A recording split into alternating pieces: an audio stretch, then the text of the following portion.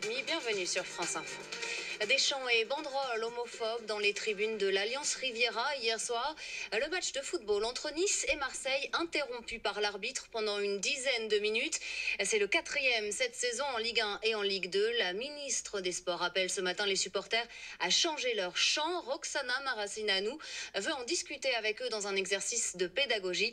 Et ce matin sur France Info, le directeur général du Stade brestois, l'une des équipes concernées, demande à la Ligue un lexique des directives précises ce qui est homophobe et ce qui ne l'est pas. Pas assez de pluie en France métropolitaine, presque tous les départements en vigilance sécheresse. 2 seulement sont épargnés, le Morbihan et les Côtes-d'Armor. 87 départements prennent des mesures de restriction d'eau.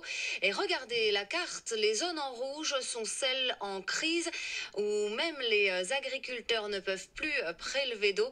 Les professionnels et les services de l'État se réunissent cet après-midi à un comité national de l'eau pour la gestion de cette sécheresse.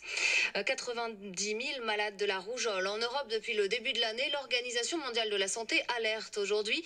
C'est plus que sur toute l'année dernière. Cette hausse des cas est une première en 7 ans. Le virus réapparaît dans 4 pays, dont le Royaume-Uni.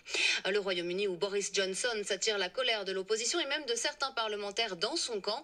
Le Premier ministre va suspendre les travaux du Parlement jusqu'à mi-octobre, soit 2 semaines seulement avant la date prévue pour le Brexit. Des milliers de manifestants dans les rues de Londres hier soir contre cette décision. Eux veulent un accord de sortie de l'Union européenne. Sur Internet, près d'1 300 000 citoyens britanniques signent une pétition contre cette suspension. En Italie, des discussions en ce moment entre Giuseppe Conte et Sergio Mattarella, le président sortant du Conseil, dans le bureau du président de la République pour présenter la coalition entre son mouvement, le mouvement 5 étoiles et le Parti démocrate. Giuseppe Conte devrait être reconduit à la tête du gouvernement. Les habitants de Floride appelés à faire des réserves d'eau, de nourriture et de médicaments. L'État américain en état d'urgence à l'approche de l'ouragan Dorian. Ces vents ont balayé Porto Rico hier soir sans dégâts majeurs d'après les autorités. Les écoles et administrations vont donc rouvrir normalement aujourd'hui.